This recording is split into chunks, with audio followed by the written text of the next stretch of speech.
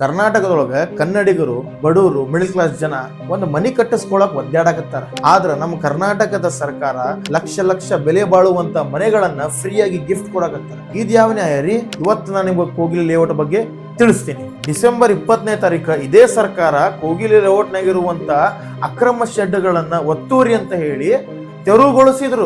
ದೇಶ ಅಂತ ಅನ್ನಿಸ್ಕೊಳ್ಳೋದ್ರೊಳಗ ಕತ್ತಿನ ಚೇಂಜ್ ಆತಪ್ಪ. ಯಾಕೆ ಗೊತ್ತನ? ದೆಹಲಿ ಹೈಕಮಾಂಡ್ ನಿಂದ ಮ್ಯಾಗಿನ ಒಂದು ಫೋನ್ ಬಂತ. ಜೊತೆಗೆ ಕೇರಳದ ರಾಜಕಾರಣಿಗಳು ಮತ್ತು ಲಾಬಿ ಜೋರಾತ.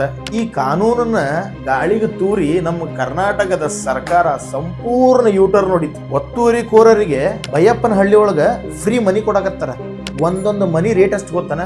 11,20,000 ರೂಪಾಯಿ. ಆದ್ರ ಕರ್ನಾಟಕದ ನಮ್ಮ ಬಡವರು 1 ಲಕ್ಷದ ಹೌಸಿಂಗ್ ಸ್ಕೀಮ್ ಮನಿಗೆ ವರ್ಷಾನ್ಗಟ್ಲೆ ಕಾಯ್ಬೇಕು. ರಾಜೀವ್ ಗಾಂಧಿ ವಸತಿ ಯೋಜನೆ ಒಳಗ ಮನಿ ಬೇಕಂತಂದ್ರ ಕನ್ನಡಿಗರು ಕನಿಷ್ಠ ಪಕ್ಷ ಒಂದು 5 ವರ್ಷ ಅಲ್ಲೇ ವಾಸ ಮಾಡಿರ್ಬೇಕು. ಇಂಥ ರೂಲ್ಸ್ ಗಳದಾವ. ಆದ್ರೆ ಇಂಥ ರೂಲ್ಸ್ ಗಳು ಅಕ್ರಮ ವಲಸಿ ಬಂದಿರ್ತಾರಲ್ಲ ಅಂತವ್ರಿಗಿಲ್ಲ. ಅವ್ರಿಗೆ ಡೈರೆಕ್ಟ್ ಮನಿ ಚಾವಿನ ಕೊಡಕತ್ತಾರ ಕೈಯಾಗ. ಇದು ನಿಜವಾಗ್ಲೂ ಕನ್ನಡಿಗರಿಗೆ ಮಾಡ್ತಿರುವಂತ ಅವಮಾನ. ಕರ್ನಾಟಕದೊಳಗೆ ಈ ಸರ್ಕಾರ ಬಂದ ಮೇಲೆ ಕರ್ನಾಟಕವನ್ನ ಹೈಕಮಾಂಡ್ ATM ಮಾಡ್ಕೊಂಡ್ಬಿಟ್ಟೈತಿ. ಪ್ರಿಯಾಂಕಾ ಗಾಂಧಿ ಅವ್ರ ಕ್ಷೇತ್ರ ವಯನಾಡದಾಗ ಏನಾದ್ರು ಭೂ ಕುಸಿತ ಆತಂದ್ರ ತಕ್ಷಣ 10 ಕೋಟಿ ಕೊಡ್ತಾರೆ. ಹಿಮಾಚಲ ಪ್ರದೇಶಕ್ಕೆ 5 ಕೋಟಿ. ಅದು ಬಿಡ್ರಿ, ಕೇರಳದಾಗ ಆನೆ ತುಳಿತದೊಳಗೆ ಸತ್ರಲ್ಲ, ಅವ್ರಿಗೆ ತಕ್ಷಣ 15 ಲಕ್ಷ ರೂಪಾಯಿ ಪರಿಹಾರ ಸಿಗುತ್ತೆ. ಆದ್ರೆ ನಮ್ಮ ಉತ್ತರ ಕರ್ನಾಟಕದ ರೈತರು ಪ್ರವಾಹದೊಳಗೆ ಬೆಳೆ ಕಳ್ಕೊಂಡು ಪರಿಹಾರಕ್ಕೆ ಒತ್ತಾಡುವಂತ ಪರಿಸ್ಥಿತಿ.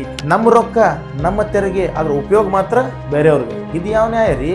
ಕೇರಳದ CM ಬುಲ್ಡೋಜರ್ ರಾಜ ಅಂತ ಟೀಕೆ ಮಾಡಿದ ತಕ್ಷಣ ನಮ್ಮ ಕರ್ನಾಟಕದ ಸರ್ಕಾರ ಅವ್ರ ಮುಂದೆ ಬೆನ್ನ ಬಗ್ಗಿಸಿ ನಿಂತೈತಿ. ಈ ಸರ್ಕಾರವನ್ನ ರಿಮೋಟ್ ಕಂಟ್ರೋಲ್ ಸರ್ಕಾರ ಅಂತಂದ್ರೆ ತಪ್ಪೇನಿಲ್ಲ. ಕನ್ನಡಿಗರೇ ಎಚ್ಚೆತ್ಕೊಳ್ರಿ. ನಿಮ್ಮ ಸ್ವಾಭಿಮಾನ ಮುಖ್ಯನೋ ಅಥವಾ ಈ ಹೈಕಮಾಂಡ್ ನ ಗುಲಾಮ್ಗಿರಿ ಮುಖ್ಯನೋ? ಧ್ವನಿ ಎತ್ತಿ ಮಾತಾಡ್ರಿ, ಕಮೆಂಟ್ ಮಾಡ್ರಿ, ಪ್ರಶ್ನೆ ಮಾಡ್ರಿ. ನಮಸ್ಕಾರ.